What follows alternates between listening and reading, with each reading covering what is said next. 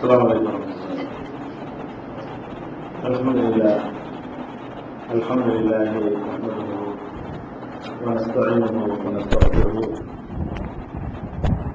ونؤمن به ونتوكل عليه ونعوذ بالله من شرور أنفسنا ومن سيئات أعمالنا. من يهده الله فلا مضل له ومن يضلل فلا هادي له.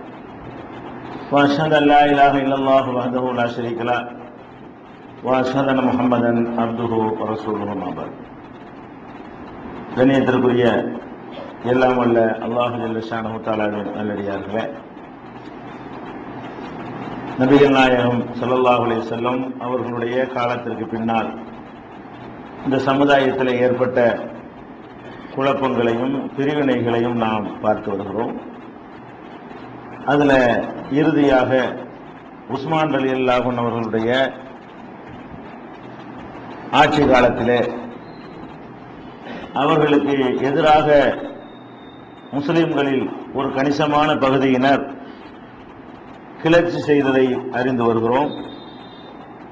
அதில் நேற்றைய தினம் இறுதியாக ஒரு சாரார் உம்ரா செய்கிறோம் என்ற பெயரில் மதீனாவிற்கு வந்து அந்த ஊரை முற்றுகையிடும் பொழுது அலி ரலியல்லாஹு அன்ஹு அவர்களை அனுப்பி உஸ்மான் ரலியல்லாஹு அன்ஹு அவர்கள் அந்த மக்களிடத்தில் சமாதானம் பேச சொல்கிறார்கள்.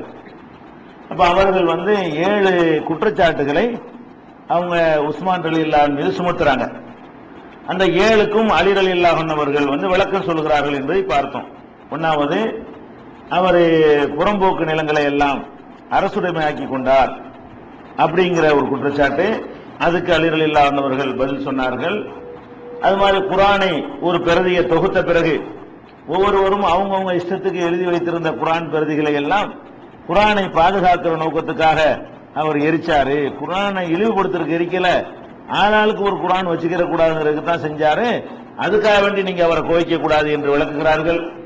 அதே மாதிரி தொழுகைய ரசூல் ஸல்லல்லாஹு அலைஹி வஸல்லம் அவர்கள் ஹஜ்ஜுக்கு சென்றிருக்கும் பொழுது 4 ரக்காத் தொழுகைகளை எல்லாம் 2 ரக்காத் தான் தொழுதாங்க. உஸ்மான் அதை மீறி என்ன பண்றாங்க, அவங்க 2 ரக்காத்தாக அவங்களும் தொழுகிறாங்க, மக்களுக்கு தொழு வைக்கிறாங்க. இது ரசூலுல்லாஹ்வுக்கு மாற்றமா போயிட்டாங்க அப்படின்னு நீங்க குற்றச்சாட்டை சுமத்துறீங்க. அவர் மக்காவை சொந்த ஊராக்கிட்டார். சொந்த ஊர்ல ஒருத்தருக்கு 4 ரக்காத் தான் கடமை அப்படிங்கிற அடிப்படையில் அவர் செஞ்சாருன்னு சொல்லி அலி ரலியல்லாஹு அன்ஹு அவர்கள் அதுக்கு சமாதானம் சொல்றாங்க. அடுத்து அவங்களுடைய குற்றச்சாட்டு என்னன்னு கேட்டா, பெரிய பெரிய மூத்த சஹாபாக்கள்லாம் அஷரத்துல் முபஷராவுல சொர்க்கவாசிகள் என்று சொல்லப்பட்டவங்க எல்லாம் இருக்கும் பொழுது சின்ன சின்ன ஆட்களுக்கெல்லாம் நீங்க கவர்னர் பதவி கொடுத்திருக்கிறீங்க அப்படின்ற ஒரு குற்றச்சாட்டை சொல்லும் பொழுது அதுக்கும் அலி ரலியல்லாஹு அன்ஹு என்ன சொல்றாங்க, 2 பேரை உதாரணம் காட்டி, உசாமா பின் ஸைத் அவர்களை ரசூல் ஸல்லல்லாஹு அலைஹி வஸல்லம் அவர்கள் 18 வயசு அந்த இளைஞர் கையில தளபதி பொறுப்பு கொடுத்து அனுப்பி வைக்கலையா, அதை பெரிய பெரிய சஹாபாக்கள்லாம் ஏத்துக்கலையா, இதுல ஏன் நீங்க வயசு பிரச்சனையை கிளப்புறீங்க? அதே மாதிரி அத்தாப் பின் உசைதுங்கிற ஒரு சஹாபிய மக்காவுடைய ஆளுநராக பொறுப்பாளராக ரசூலுல்லாஹ்வை நியமிச்சாங்க. அவருக்கு வெறும் 20 வயசு தான். அப்ப பெரிய பெரிய வயசுடைய சஹாபாக்களை ரசூலுல்லாஹ்வை நியமிக்காம சின்ன வயசு ஆட்களை நியமிச்சு தான் இருக்கிறாங்க. இதை நீங்க பஞ்சாயத்து ஆகக்கூடாது என்று அதுக்கும் அலி ரலியல்லாஹு அன்ஹு அவர்கள் விளக்கம் கொடுக்கிறாங்க. அதுக்கடுத்து அந்த மக்களுடைய குற்றச்சாட்டு என்னன்னா, அவர் தன்னுடைய பனு உமையா என்ற கோத்திரத்தாருக்கு நிறைய சலுகைகளை கொடுக்கிறாரு, எல்லா வித பொறுப்புகளையும் கொடுக்கிறாரு, பணங்காசுகளையும் கூட குறைய அவர் தன்னுடைய சமுதாயத்துக்கு தான் அள்ளி கொடுக்கிறாரு அப்படிங்கிற ஒரு குற்றச்சாட்டு வந்த உடனே அதுக்கு ரசூல் ஸல்லல்லாஹு அலைஹி வஸல்லம் என்ன பண்றாங்க, அலி ரலியல்லாஹு அன்ஹு என்ன செய்றாங்கன்னா பதில் சொல்றாங்க. என்ன பதிலே, நபி ஸல்லல்லாஹு அலைஹி வஸல்லம் அவர்கள் ஒரு தடவை ஜக்காத்து பொருள் வந்த பொழுது அதுல குறைஷிகளை தேர்ந்தெடுத்து அவங்களுக்கு கூட கொடுத்தாங்க. இதனால அன்சாரிகள் கூட கொஞ்சம் கோவிச்சுக்கிட்டாங்க. அது எப்படி அவங்களுக்கு அதிகமா கொடுக்குறீங்க, எங்களுக்கு ஏன் கம்மியா கொடுக்குறீங்க என்று கோவிச்சுக்கிட்டாங்க. அப்ப ரசூல் ஸல்லல்லாஹு அலைஹி வஸல்லம் சொன்னாங்க, அவங்க காசு எடுத்துட்டு போட்டேன், நான் என்னை நீங்க எடுத்துட்டு போங்க, உங்களுக்கு எது வேணும்னு கேட்டு நான் அந்த அளவுக்கு நான் அன்சாரிகளை நேசிக்கிறேன், அவங்களுடைய நிலைமைக்கு தகுந்தவாறு தான் நான் கொடுக்கிறேனே தவிர என் இனத்துக்காக வேண்டி நான் கொடுக்கலன்னு ரசூலுல்லாஹ் வழக்கமெல்லாம் சொன்னாங்க. அதை சொல்லி காட்டி ரசூலுல்லாஹ்வே கொஞ்சம் குறைசிகள் கொடுத்தானே இருக்கிறாங்க, அலி ரலியல்லாஹு அன்ஹுக்கே தெரியுது நம்ம சமாளிக்கிறோம். 4 ரக்காத் 2 ரக்காத் சரியில்லை, சொந்தக்காரங்களுக்கு கொடுத்தது சரியில்லை எல்லாம் தெரியுது. அந்த இடத்துல ஒரு கலவரம், ஒரு யுத்தம் ஒரு கலீஃபாவுக்கு எதிராக ஒரு புரட்சி நடந்துடக்கூடாது என்பதற்காக வேண்டி அவங்கள சரி பண்றதுக்காக வேண்டி தான் அதை சொல்றாங்க. அதே மாதிரி அம்மாரு முகமது பின் அபூபக்கர், அம்மாரு பின் யாசிர், அபூபக்கருடைய மகன் முகமது, இந்த ரெண்டு பேரையும் அவர் வந்து வேணும்னு திட்டமிட்டு ஒரு பழி வாங்குறாரு அப்படிங்கிற மாதிரி ஒரு குற்றச்சாட்டை அவங்களுடைய தகுதிக்கு உரியவாறு பயன்படுத்திக்கிறல என்றெல்லாம் சொல்லும் பொழுது அதுக்கு வந்து உஸ்மான் வந்து மன்னிப்பு கேட்டுக்கிட்டாரு, தவறா நடந்து போச்சு என்று மன்னிப்பு கேட்டுக்கொண்டாரு, நீங்க அதை விட்டுருங்க அப்படின்னு அதுக்கு பதில் சொல்றாங்க. கடைசி அவங்களுடைய குற்றச்சாட்டு என்னன்னா, ஹக்கம் பின் அபில் ஆஸ்ன்னு ஒரு ஆள் இருந்தாரு. அவர் ரசூல் ஸல்லல்லாஹு அலைஹி வஸல்லம் காலத்துல அவரை வந்து ரசூலுல்லாஹ் என்ன பண்ணிட்டாங்கன்னா நாடு கடத்திட்டாங்க, நீங்க இருக்கவே கூடாது, மதீனாவில் இருக்கவே கூடாது அப்படின்னு சொல்லி அவரை ஊரை விட்டு வெளியேற்றிட்டாங்க. அவர் தாயிஃப்ல தான் இருக்கணும், நீ மதீனாவுக்கு வரக்கூடாது அப்படின்னு சொல்லிட்டாங்க. அதுக்கப்புறம் அவர் ஓரளவு தெரிஞ்சுட்டாருன்னு சொன்ன உடனே மறுபடியும் ரசூலுல்லாஹ் நினைஞ்சாங்க, திரும்பி வந்து இருந்துட்டு போ அப்படின்னு மதீனாவில் அலோவ் பண்ணாங்க. அப்புறம் கொஞ்ச நாளைக்கு கூட அவர் திருந்தல, நீ மறுபடியும் இப்போ தாயிஃபுக்கு போயிருங்க, இருக்கக்கூடாது மதீனாவில் அப்படின்னு மறுபடியும் அவரை வெட்டி விட்டாங்க. உஸ்மான் ரலியல்லாஹு என்ன பண்றாங்கன்னு கேட்டா, நீ வா இங்க வா மதீனாவுக்கு கொண்டு கூப்பிட்டுட்டாரு. அப்ப ரசூல் ஸல்லல்லாஹு அலைஹி வஸல்லம் யாரை வந்து மதீனாவில் இருக்கக்கூடாதுன்னு ஒரு பர்டிகுலர் ஒரு மனுஷனை நாடு கிடைச்சிருக்கிறாங்களோ அதை எப்படி இவர் வந்து அடைக்கலம் கொடுக்கலாம், ரசூலுல்லாஹ் வெளியேற்றின ஒரு ஆளை ஊருக்குள்ள இவர் எப்படி விடலாம் அப்படிங்கிற ஒரு பிரச்சனையை கிளப்புறாங்க.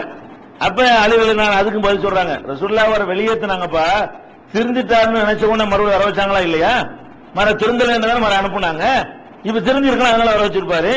அவரு அறவே இந்த ஊருக்குள்ள வரக்கூடாதுன்றது ரசூல் ஸல்லல்லாஹு அலைஹி வஸல்லம் ஒரு தடவை அவரை திரும்ப அனுமதிச்சிருக்காங்களா இல்லையா அப்படிங்கறதெல்லாம் சொல்லி ஒரு மாதிரியா அந்த மக்களை வந்து சமாதானப்படுத்துறாரு.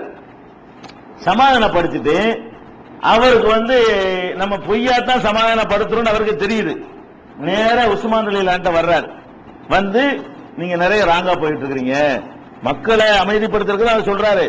உஸ்மான் ரலியல்லாஹு வந்து என்ன செய்யறாருன்னு கேட்டா, நீங்க இப்படியே தப்பு தப்பா நீங்க நிர்வாகம் பண்ணுவீங்க, வேண்டிய ஆளுக்கா சலுகை பண்ணுவீங்க, நீங்க ஒழுங்கா ஒரு நிர்வாகத்தை எப்படி பண்ணணும் பண்ண மாட்டீங்க, கடைசியில் எவனா வந்தவன அலி நீ போய் சரி பண்ணிட்டு வாங்குவீங்க, நாளைக்கு பசராவில இருந்து ஒருத்தன் வருவான், ஒரு கூட்டம் வரும், நீ போய் சரி பண்ணிட்டு அலி போயிட்டு வாம்பிங்க, அப்புறம் கூஃபாவில இருந்து ஒரு கூட்டம் வரும், இப்படி ஒரு சொல்லி காட்டுறாரு. யக்திமூன மின் கிபலில் கூஃபா, கூஃபாவில இருந்து ஒரு கூட்டம் வருவார்கள், இப்ப தக்கூல யா அலி இருக்கபு இலையும், அலியே போய் அவங்கள்ட்ட போய் கொஞ்சம் கரெக்ட் பண்ணிட்டு வாங்கன்னு என்னை மறுபடியும் அனுப்புவீங்க, அப்புறம் கொஞ்ச நாள் சின்ன கூஃபாவில இருந்து வருவான், அப்புறம் எம்எல்ஏ இருந்து வருவான், இதே வேலையா எனக்கு, நீங்க உங்களை கரெக்ட் பண்ணிக்கிறீங்களா, இந்த மாதிரி போய் சரி பண்ண சொல்றீங்க, உங்க நிர்வாகம் சரியில்லை, செட்டப் சரியில்லை, நீங்க உங்களை சீர்திருத்திக் கொள்ளுங்கள் என்று சொல்லி இவங்களுக்கு சொல்ல வேண்டியதை சொல்லிவிட்டு அவருக்கு சொல்ல வேண்டியதை ஒழுங்கா என்ன செய்யறாரு அவர் சொல்றாரு.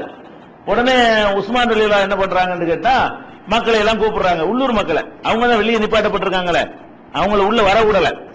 அலி ரலியல்லாஹு வந்து நினைச்சிட்டாரு, உம்ராவுக்கு வந்த மக்களை தடுத்து நீங்க உள்ள எல்லாம் வரக்கூடாது, நீங்க அப்படியே போயிட்டே இருக்க வேண்டியதுதான் அப்படின்னு சொல்லிட்டு வந்து இவர்கிட்ட சொல்றாரு. உஸ்மான் ரலியல்லாஹு தெரியுது நம்ம தப்பு பண்ணிட்டோம் அப்படிங்கிறது விளங்குது. உடனே மக்களை எல்லாம் கூட்டி என்ன செய்யறாங்க, மக்களே நான் உங்கள்ட்ட மன்னிப்பு கேட்டுக்கொள்றேன், இனிமேல் இந்த எந்த குறையும் இல்லாம நான் ஆட்சி பண்ணுவேன், என்னிடத்துல நிறைய குறைகள் ஏற்பட்டுருச்சு, நானும் ஒரு மனுஷன் தான், என்ன நீங்க அல்லாஹ்வுக்காக நீ மன்னிச்சுக்கிறீங்கன்னு சொல்லி மக்களை எல்லாம் பள்ளிவாசல்ல கூட்டி மஸ்ஜித் நபவியில கூட்டி பகிரங்கமாக அவர் வந்து மன்னிப்பு கேட்டுக் கொள்கிறார். மன்னிப்பு கேட்ட உடனே இவர் குழப்பத்துக்கு அடிப்படை காரணம் உஸ்மான் ரலியல்லாஹு கிடையாது, இவர் யார சொந்தக்கார ஆட்கள் நியமிச்சு வச்சாரோ அதுல பாதிக்கு மேல கரப்ட் கேஸா இருக்கிறாங்க, பாதிக்கு மேல அவர்கள் தான் இவர் பேரை டேமேஜ் ஆக்குற எல்லா வேலைகளையும் செஞ்சது.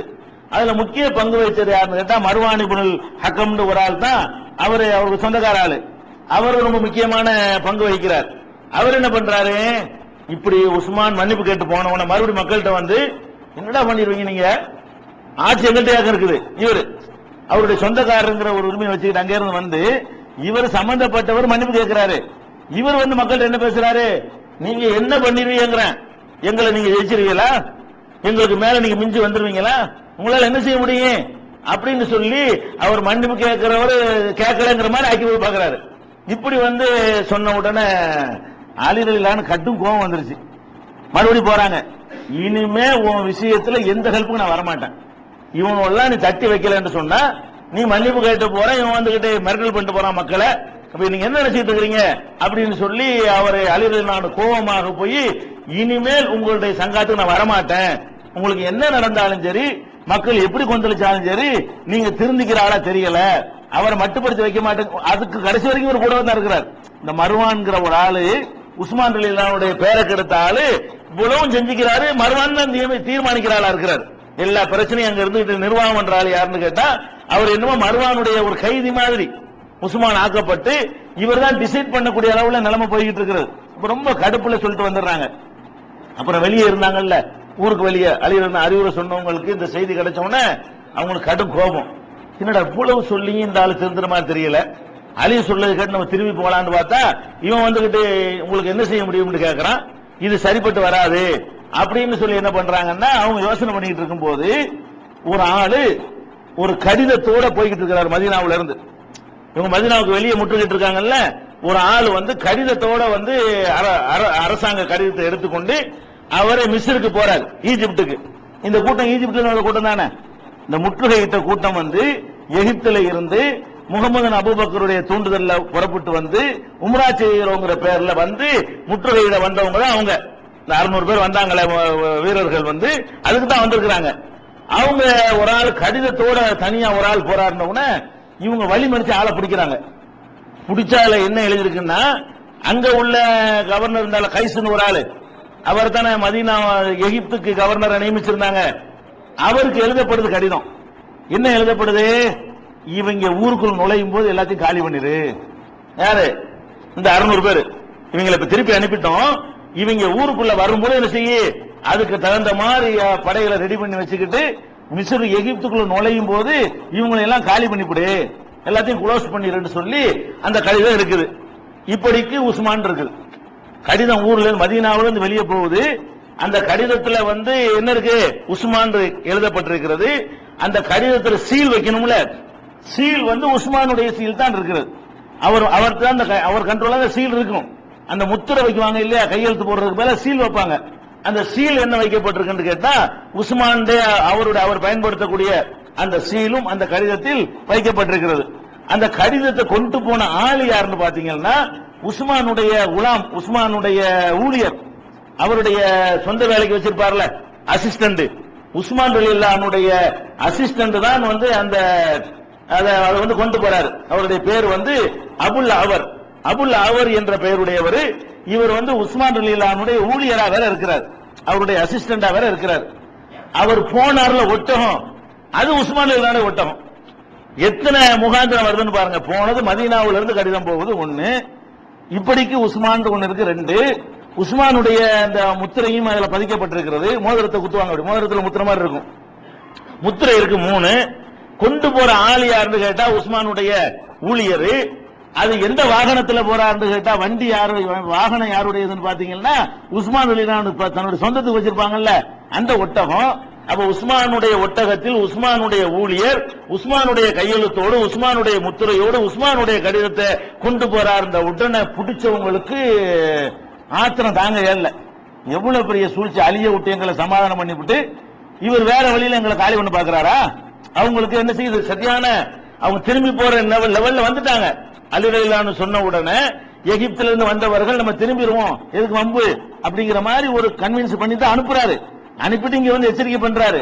இந்த கடிதம் வந்து பயங்கரமான ஒரு கோபத்தை ஏற்படுத்துற உடனே அவங்க என்ன பண்றாங்க, அங்க உட்கார்ந்துகிட்ட இது வந்து தலைக்கு மேல போச்சு, இனிமே இவங்க திருந்துவாங்க என்று சொல்லியோ ஒழுங்காக நிர்வாகம் பண்ணுவாங்கன்னு சொல்லியோ நம்ம எதிர்பார்க்க இயலாது அப்படின்னு சொல்லி என்ன பண்றாங்கன்னு கேட்டா எல்லா ஊருக்கும் அந்த எகிப்துல இருந்து வந்த குழு என்ன பண்றாங்கன்னா எல்லாரும் கடிதம் எழுதுறாங்க. என்ன கடிதம், இந்த மாதிரி ஒரு உஸ்மான் வந்து எங்களை எல்லாம் கொல்வதற்கு, முஸ்லிம்களை கொன்று குவிப்பதற்கு நாங்க வந்து சமாதானமாய் திரும்பி போறோம். ஒரு யுத்தத்துக்கு வரும்போது ஒருவரை கொல்வதாவது நியாயம் என்று சொல்லலாம். நாங்க பேச்ச கேட்டுக்கிட்டு திரும்பி போறோம், திரும்பி போற ஆட்களை கொல்லுன்னு சொன்னா இது வந்து ஒரு நல்ல முறை இல்ல. இவரை எதிர்த்து நம்ம போரிடணும். அன்னஹு அக்பருல் ஜிஹாத், இதான் ஜிஹாதுல பெரிய ஜிஹாத். அவங்க எழுதி அனுப்புறாங்க கடிதம், இது ஜிஹாதுல பெரிய ஜிஹாத் இதுதான், இந்த அநியாயத்தை நம்ம பொறுத்துக் கொள்ள மாட்டோம்னு சொல்லிட்டு அவங்க பசராவுக்கு, கூஃபாவுக்கு, இன்னும் எகிப்துக்கு எல்லா பக்கமும் கடிதத்தை வரைஞ்சு இவங்க அனுப்புறாங்க. எப்படி அனுப்புறாங்க தெரியுமா, அதான் முக்கியம். இந்த கடிதம் எழுதுற ஆட்க பேர்லாம் அலி எழுதுற மாதிரி கடிதம். அப்பதான் இவங்க யாருக்கு தெரியுங்க, இந்த குடிமை இருக்கிற அந்த 600 பேர் கூட்டத்தை வந்து எந்த மக்களுக்கு தெரியும், தெரிஞ்ச ஆள் பேரை தானே யூஸ் பண்ணணும். இந்த கடிதம் எழுதுறதுலாம் இவங்க என்ன பண்றாங்க, இப்படிக்கு அலி கடிதம் போயிட்டே இருக்குது, இப்படிக்கு தல்ஹா பேர்ல கடிதம், இப்படிக்கு சுபைர். இந்த கடிதங்கள் மக்களை வந்து உஸ்மானுக்கு எதிராக திரட்டுவதற்கு யார் பெயர்ல கடிதம் போகுது, இவங்க வந்து இவங்களாவே போலியாக அலிக்கு சம்பந்தம் கிடையாது. ஜுபைருக்கு சம்பந்தம் கிடையாது, தல்ஹாவுக்கு சம்பந்தம் கிடையாது. பெரிய பெரிய சஹாபாக்கள் இருந்தாங்க பாருங்க மதீனாவுல, அவங்க பேர்லாம் யூஸ் பண்றாங்க. பல மாதிரி கடிதத்தை அனுப்பி இவற்றை அலி எழுதுனா இவற்றை கொடுத்து அனுப்புறது, தல்ஹா எழுதுனா இவற்றை கொடுத்து அனுப்புறது, ஜுபைர் எழுதுனா இவற்றை கொடுத்து அனுப்புறது. அவர் போய் ஊர் ஊரா கொண்டு காட்டுவார். கடிதம் எல்லாம் ஒரு ஆளுக்கு கொடுக்குற மாதிரி அந்த காலத்துல எழுத மாட்டாங்க. ஒரு கடிதம் அந்த ஊருக்கு போகும், கொண்டு காட்டுற வேலை தான் அந்த காலத்துல. ஜெராக்ஸும் கிடையாது, ஒண்ணும் கிடையாது. இந்த வந்திருக்கு பாத்துக்கிட்டீங்களா, இந்த வந்திருக்கு பாத்துக்கிட்டீங்களான்னு இப்படி காட்டி காட்டி தான் ஆள் பிடிக்கிறது. அந்த கடிதத்தை கொடுத்து விட்டு நிறைய இவங்க பரப்ப ஆரம்பிச்சுட்டாங்க. அதுக்கப்புறம் என்ன ஆகுது, எல்லா பகுதியில இருந்தும் இவருக்கு எதிர்ப்பான ஒரு சூழ்நிலை, உஸ்மான் ரலியல்லாஹு எதிர்ப்பான சூழ்நிலை வருது. உடனே இதை கேள்விப்பட்டு அலி ரலியல்லாஹு மறுபடியும் சத்தம் போடுறாங்க. என்னங்க இது, என்ன இந்த மாதிரி சூழ்ச்சி பண்ணிருக்கீங்க, இது என்ன பண்ணிருக்கீங்க? அவர் சொல்றாரு, அல்லாஹ் மேல சத்தியமா சொல்றேன், நான் இந்த கடிதம் எழுதவும் இல்லை, நான் டிக்டேட் பண்ணவும், நான் வாயினால இதை பத்தி சொல்லவும் இல்லை, இப்படி ஒண்ணு எழுதப்பட்டுச்சுங்கிற விவரம் எனக்கு தெரியவும் செய்யாது, எனக்கு இதுல எந்த விதமான சம்பந்தம் இல்ல, இது அல்லாஹ் மேல ஆனங்க. அது உண்மைதான். எல்லாம் அந்த சூத்திரதாரி பக்கத்தில் வச்சு மறுவான். எப்படி இவர்கள் எப்படி அலி பேர்ல கடிதம் எழுதினார்களோ, இவர்கள் எப்படி தல்ஹா பேரை பயன்படுத்தி இவங்க கடிதம் பொய் கடிதம் போட்டார்களோ, அதே மாதிரி என்ன பண்றாரு, மறுவான் சொல்லும் பொழுது உஸ்மானுடைய ஊழியரும் தட்ட முடியாது. மறுவான் சொல்லும் பொழுது உஸ்மானுடைய ஒட்டகத்தை கொடுக்க மறுக்க இயலாது. இவர் அந்த மறுவான் சொல்லை கேட்கக்கூடியவராக இருந்த காரணத்தினால் என்ன ஆகுது, இவர் பயன்படுத்தி எழுதியிருக்கிறார். உஸ்மான் ரலியல்லாஹு கண்டிப்பாக அவர் இந்த மாதிரியான ஒரு வேலை சொல்வாரா, சொர்க்கவாசிகள் என்று நற்செய்தி சொல்லப்பட்ட ஒருத்தர் இப்படி ஒரு காரியம் நரகத்தில் கொண்டு சேர்க்கிற ஒரு காரியத்தை, உங்களில் ஒருவரை ஒருவர் வெட்டி கொண்டு காபிராகி விடாது என்று சொன்னாங்களே, அவ்வளவு பெரிய பயங்கரமான ஒரு வேலையை ஒரு காரணமும் இல்லாம உஸ்மான் செஞ்சிருப்பாரு, செஞ்சிருக்க மாட்டாரு அவர். ஆனால் அவருக்கு கெப்பாசிட்டி இல்லைன்னு சொல்லலாம். இப்படி எல்லாம் தன்னுடைய பேரை யூஸ் பண்றது கூட கண்டுகொள்ள முடியாதவராக இருந்தாரு. இப்படி எல்லாம் தனக்கு எதிராக என்னென்ன வலை பின்னப்படுகிறது, எப்படி சதித்திட்டம் தீட்டப்படுகிறது, இதுகளை எல்லாம் அறிந்து கொள்ள முடியாத நிலையில் இருந்தார்னு வேணா சொல்லலாமே தவிர அவர் எழுதினார்னு சொல்ல இயலாது. நம்ம நம்ப கூடாது. என்ன கேட்டா அதை நம்மனே ரசூலுல்லாஹ்வுடைய இந்த முன்னறிவிப்பு நம்ம நம்பாதவங்க ஆயிருவோம். ரசூல் ஸல்லல்லாஹு அலைஹி வஸல்லம் அவர்கள் அவர் என்ன செய்யறாங்க, சொர்க்கவாசி என்று சொல்றாங்க, அவர் ரொம்ப புகழ்ந்து பேசுறாங்க. இந்த மலையின் மீது ஒரு ஷஹீத் இருக்கிறாரு, ஒரு சித்திக், 2 ஷஹீத் இருக்கிறாங்க, ஒரு சித்திக் இருக்கிறாரு, ஒரு நபி இருக்கிறாருன்னு சொல்லி அவர் ஷஹீத் என்ற பெயர்ல ரசூலுல்லாஹ் அழைச்சிருக்கிறாங்கன்னு சொல்லும் பொழுது அவர் கண்டிப்பா கொல்ல சொல்லியிருக்க மாட்டார்.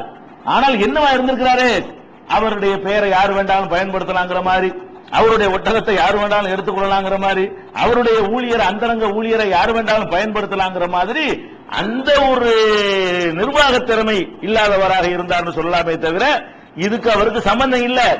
ஆனா பத்தி போட்டாங்களா, பத்திக்கிருச்ச, என்னத்தை சொன்னாலும் எத்தனை பேர் நம்புவான்? அதாவது என்னத்தை சொன்னாலும் ஒட்டகம் யாரு இது கேட்பானா இல்லையா, ஒட்டகம் யாரு இது, அதுல போன ஆள் யாருடைய ஆளு, சீல் யாருடைய சீலு, பேர் யாருடைய பேரு, எங்க இருந்து அவன் புறப்படுறான், இவன் யாரு, எப்படி வரணும்ல. அப்ப மக்கள் இவர் உஸ்மான் ரலியல்லாஹு என்ன சொன்னாலும் நாம நம்புறோம். ஏன் நம்புறோம், நமக்கு இந்த முன்னறிவிப்புகள் ஹதீஸ்கள் எல்லாம் திரட்டப்பட்டு வந்துருச்சு. அவங்க வாழ்ந்த காலத்துல எல்லாம் நீங்க என்னை பாக்குற மாதிரி நான் உங்களை பாக்குற மாதிரி தான் உஸ்மான பார்ப்பாங்க. நமக்கு தான் உஸ்மான் தான் பெருசு. அவங்க நிலையில பார்க்கும்போது என்ன செய்வாங்க, கண்ணுக்கு முன்னாடி உள்ள தடையும் அந்த இருக்கு முன்னாடி நிக்குது, இதுக்கு என்ன சொல்ற, அதான் அவங்களுக்கு தெரியும். அப்ப இந்த இது நல்ல வேலை செய்யுது. எது இவர் கூட இந்த மர்வான் இருந்து உஸ்மான் பெயரை பயன்படுத்தி போன கடிதம் அவங்களுக்கு ஆத்திரத்தை ஊட்டி இது பெரிய அளவுக்கு மக்களை திரட்டுவதற்கு ரெடி ஆகுது. கடைசியில் என்ன பண்றாங்க, எல்லா ஊர்ல இருந்து வருது பால், மிஸ்ர்ல இருந்து வந்ததுக்கு பதிலா போனவங்க திரும்பிடுறாங்க. போனாங்கல்ல, இவங்க போகவே இல்லை, இவங்க எல்லா பக்கம் அசம்பிள் ஆகிட்டு உள்ளக்க வர்றாங்க. யாரெல்லாம் வர்றா, எகிப்துல இருந்து ஆட்கள் வர்றாங்க, பசராவில இருந்து, பசரால ஒரு தனித்தனி மாகாணம் அந்த காலத்துல, பசராவில இருந்து ஆட்கள் வர்றாங்க, கூஃபாவில இருந்து ஆட்கள் வர்றாங்க. ஒவ்வொருத்தரும் என்ன செய்யறாங்கன்னு கேட்டா, எகிப்து ஆட்கள் அலியை பாக்குறாங்க. அலிதானே சமாதானம் பண்ணி அனுப்பி வச்சாரு. வெளியே நின்று கொண்டு ஒரு ஆள் பிரதிநிதி மாதிரி உள்ள வர்றது, அலியே நீங்க தயவு செய்து நீங்க ஜனாதிபதி பதவி ஏத்துக்கிறங்க, நாங்க உங்களுக்கு எல்லா வகை ஹெல்ப்பும் பண்றோம், இந்த ஆள் இருக்கக்கூடாது, நீங்க அடுத்த ஜனாதிபதிக்கு எஸ்ன்னு சொல்லுங்க, அதை நாங்க பாத்துக்கிறோம் அப்படின்னு பேசுறாங்க. இந்த விளையாட்டுக்கு நான் வரலப்பான்னு திருப்பி வரட்டி விட்டுறாரு. என்னை வச்சு நீங்க பாருங்க ஆக்காதீங்க, நான் இதுக்கு தயாரா இல்ல அப்படின்னு அனுப்பி விட்டுறாரு. உடனே இது தெரிஞ்ச உடனே பசராவாசிகள் என்ன பண்றாங்கன்னு கேட்டா தல்ஹாட்ட வர்றாங்க. இப்ப நல்லா கவனிக்கணும், தல்ஹா 10 பேர்ல ஒரு ஆளு, ஜுபைர் அவரும் 10 பேர்ல சொர்க்கவாசிகள்ல அவர் ஒரு ஆளு, அலி அவரும் சொர்க்கவாசியில உள்ள ஒரு ஆளு, இருக்கிற 3 பேர் தான் மிச்சமா இருக்கிறாங்க. சாஹிப் அபி வக்காஸ் ஒரு பக்கம் இருக்காரு, அவரை கூட உஸ்மான் நீக்கி விட்டாரு. அவர் ஒரு ஜனாதிபதி பதவிக்கு நின்றவர். அவர் இன்னும் சொல்ல போனா உமர் ரலியல்லாஹு அந்த 6 பேரை நியமிப்பாங்களே, அப்ப கூட ஒரு விருப்பத்தை தெரிவிப்பாங்க, இந்த 6ல சாது தேர்ந்தெடுக்கப்பட்டால் எனக்கு ரொம்ப சந்தோஷம் பாரு. அந்த அளவுக்கு சாது இப்னு அபீ வக்காஸ அப்படி மதிச்சாங்க. அவர் ஒரு சாதாரண கவர்னர் பதவியை கூட கொடுக்காம இவர் தூக்கிட்டு சொந்தக்காரால வழியில கொண்டே போட்டார். யாரு? உஸ்மான் ரலியல்லாஹு அன்ஹு. அப்படி எல்லாம் எல்லாரும் இந்த மாதிரி இந்த சொர்க்கவாசிகள் சொல்லப்பட்டவங்களே வந்து வெறுக்கிற அளவுக்கு அவங்க எல்லாம் வந்து ஒரு ஆத்திரப்படுற அளவுக்கு நிலைமை போய் கொண்டிருக்கிறது. அப்ப தல்ஹாட்ட வந்து பசராக்காரங்க என்ன செய்யறாங்க, இந்த மாதிரி என்கிட்ட வந்து முறையிடுற அந்த எதை முறையிடுவாங்க, நானும் அந்த கருத்துல உடன்பட்டதுன்னு முறையிடுவாங்க. உஸ்மானுடைய ஆட்சியில எனக்கு அதிருப்தி இல்லைன்றீங்க, என்கிட்ட வந்து முறையிட மாட்டாங்க. தல்ஹாட்ட போய் என்ன சொல்றாங்க, தல்ஹாவே நிலைமையை நல்லா பாக்குறீங்க, நீங்களாவது பொறுப்பேற்க சொல்லுங்க, நாங்க காலி பண்ற எங்க வேலை, இவரை காலி பண்றது எங்க வேலை. அதே நேரத்தில் அவங்களுக்கு ஆட்சியில உட்கார முடியாது, பெரிய பிரச்சனை ஆயிரும். அதனால அவங்க என்ன நினைக்கிறாங்க, உஸ்மான காலி பண்ணிட்டு அடுத்து என்னன்னு யோசிக்கிறாங்க. காலி பண்ற இந்த காலியை தான் சொல்றாங்க. காலி பண்றது அர்த்தம் தலையை எடுத்துடுறோம், அடுத்ததுக்கு நீ ரெடின்னு சொல்லு. தல்ஹா மாட்டேன்ட்டாரு, அதுக்கு நான் ரெடி இல்ல அப்படின்னு சொல்லிட்டாரு. அதுக்கப்புறம் கூபாவாசிகள் என்ன பண்றாங்க, வெளியே நின்று கொண்ட எல்லாருமே ஒவ்வொரு பிரதிநிதியா வந்து ஜுபைர்ட்ட போறாங்க. ஜுபைர்ட்ட போய் அலி மறுத்துட்டாரு, தல்ஹா மறுத்துட்டாரு, நீங்க தான் சொர்க்கவாசிகள் சொல்லப்பட்டால் ஒரு ஆள் மிச்சமா இருக்கிறீங்க, நீங்களா தயவு செய்ய ஏத்துக்கிறீங்க, இந்த வெற்றி இடத்துல வந்து நம்ம நல்ல அளவு நிறைக்கணும், வேற ஆட்களை கொண்டு வச்சிட முடியாது, இவர் வந்து அன்பிட்டா இருக்காரு, நிர்வாகத்துக்கு தகுதி இல்லாதவரா இருக்கிறாரு அப்படிங்கிற மாதிரி எல்லாம் சொல்லி அவரை கன்வின்ஸ் பண்றாங்க. அவர் விரட்டி விட்டுறாரு, இந்த மாதிரி பேச்ச எடுத்து வரவே வராதிங்கன்றாரு. அப்புறம் எல்லாம் வெளியே போய் மொத்தமா மசூரா பண்றாங்க, என்ன செய்யறது என்ன செய்யறது. உள்ள நுழைஞ்சு அதிரடியா மதீனாவை கைப்பற்ற வேண்டியதான், யாரு வர்றதுங்கிற 2வது விஷயம், இவர் வரக்கூடாதுங்கிற முடிவு முதல்ல எடுத்துருவோம் அப்படின்னு சொல்லி என்ன பண்றாங்கன்னு கேட்டா, திடீரென்று மதீனாவுக்குள்ள மொத்தமா நுழைகிறாங்க. நுழைஞ்சா நல்லா பார்க்க வேண்டிய விஷயம், ஒரு மன்னர் ஜனாதிபதி, அந்த ஜனாதிபதிக்குன்னு ஒரு படை இருக்கும், அவங்க ஊர் மக்கள்லாம் அவருக்கு சப்போர்ட்டா இருப்பாங்க. மதீனாவுல உள்ள ஆட்கள்லாம் பெரும்பாலும் சஹாபாக்களா இருப்பாங்க. உஸ்மான் காலத்துல அதிகமான சஹாபாக்கள் இறந்துடல, ரொம்ப கொஞ்ச காலம் தான் ஆகுது, பாதி பேர் சஹாபாக்களா இருப்பாங்க. அந்த மாதிரியான ஒரு ஊர்ல வந்து ஒரு வெளியூர்ல இருந்து ஒரு கூட்டம் வந்து நுழைஞ்சு ஒரு எச்சரிக்கை பண்றாங்க, யாரும் ஆயுதத்தோடு வெளியே வந்தால் அவர்களுக்கு உயிருக்கு உத்தரவாதம் இல்லை, வெறுங்கையோடு தான் ஊர்ல யார் நடமாடணும் டக்குன்னு உள்ள நுழைஞ்சு தெருவுக்கு தெருவு கேப்சர் பண்ணிக்கிட்டாங்க. தெருவு ஒவ்வொரு தெருவையும் போய் நுழைஞ்சு என்ன செஞ்சாங்க, மதீனா முழுவதும் அவங்க கையில வந்துருச்சு ஒரே நாள்ல. யார் இந்த ஊர்ல நுழைஞ்சாங்களோ அவங்க என்ன பண்றாங்க, டோட்டல் மதீனாவின் கையில் எடுத்துக்கொண்டு யார் வந்து வீட்டோடு இருக்கிறீர்களோ, ஆயுதம் இல்லாமல் வெளியே நடமாடுகிறீர்களோ அவர்களுடைய உயிருக்கு தான் உத்தரவாதம், எங்களுக்கு எதிராக ஆயுதத்தை எடுத்தீங்க நாங்க என்ன வேண்டாலும் செய்வோம், அதுக்குன்னு தயாரில் வந்திருக்கிறாங்க.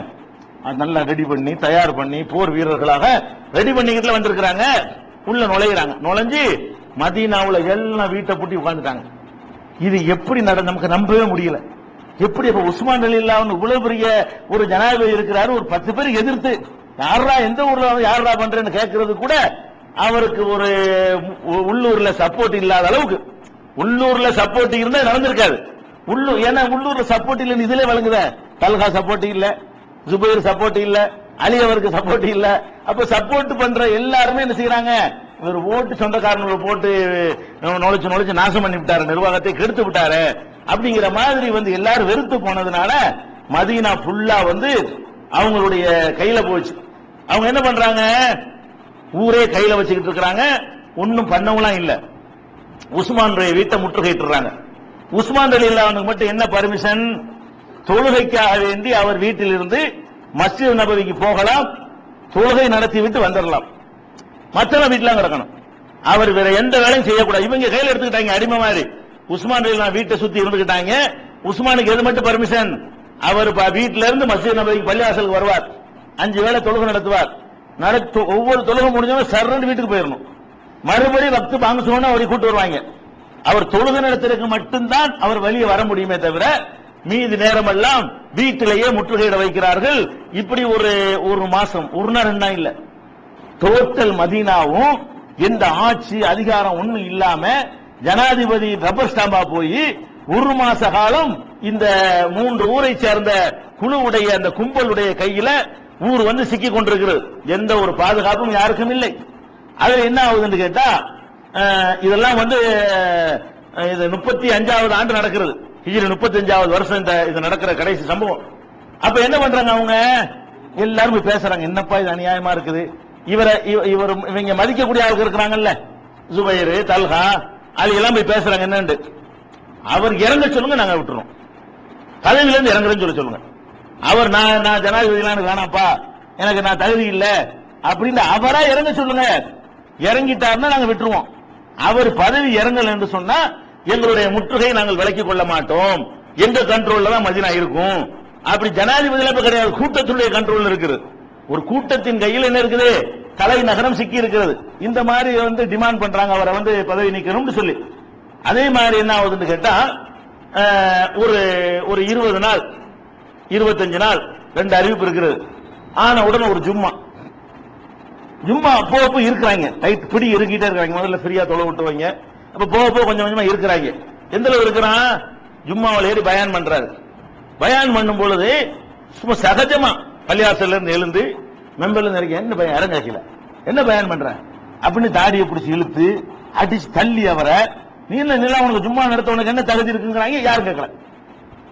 மதீனா மஸ்ஜித் நபவியில இவ்வளவு பெரிய அநியாயம் நடக்கிறது, அந்த ஊர்ல யாரும் அவர் கேட்க ஆள் இல்ல. என்னடா பண்றீங்க, பள்ளியாசல் எப்படா நீங்க ஒரு கலீஃபாவை வெளியே தள்ளுவீங்க, ஒரு இமாமை எப்படா தள்ளுவீங்க, யாரா கேட்டாங்களா? யாரும் கேட்கல. கேட்காத தப்பு பண்ணாங்க, எல்லாரும் தப்பு பண்ணாங்க. இதுல இந்த தப்புல அலிக்கு சம்பந்தம் இருக்குது, அவர் கேட்டிருக்கலாம். என்னடா பண்றீங்க நினைச்சு கேட்க வேண்டியதானே, தல்கா கேட்டிருக்கணும், சுபைர் கேட்டிருக்கணும், யாரும் கேட்கல. அந்த சபையில் ஒருவரும் கேட்கல.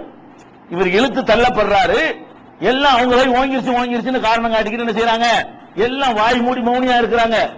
அந்த வீரம் எங்க போச்சு, அபூஜஹலை எதிர்த்த வீரம் எங்க, அபூலஹபை எதிர்த்த வீரம் எங்க, அபூ சுஃபியானை எதிர்த்து நின்ற வீரம் எங்க, அன்னைக்கு டோட்டல் எதிரிகளை எல்லாம் எதிர்த்து வீரம் பேசினாங்களே அந்த வீரம் எங்க, பாரசீகத்தை எதிர்த்த வீரம் எங்க போச்சு, ரோமாபுரி எதிர்த்து நின்ற ஒண்ணுமற்ற கோழைகளாக டோட்டல் மதீனா மக்களும் அன்றைக்கு கோழைகளாக ஒரு கலீஃபா இழுத்து தள்ளப்படுறார். யாரும் கேட்க நாதி இல்லை.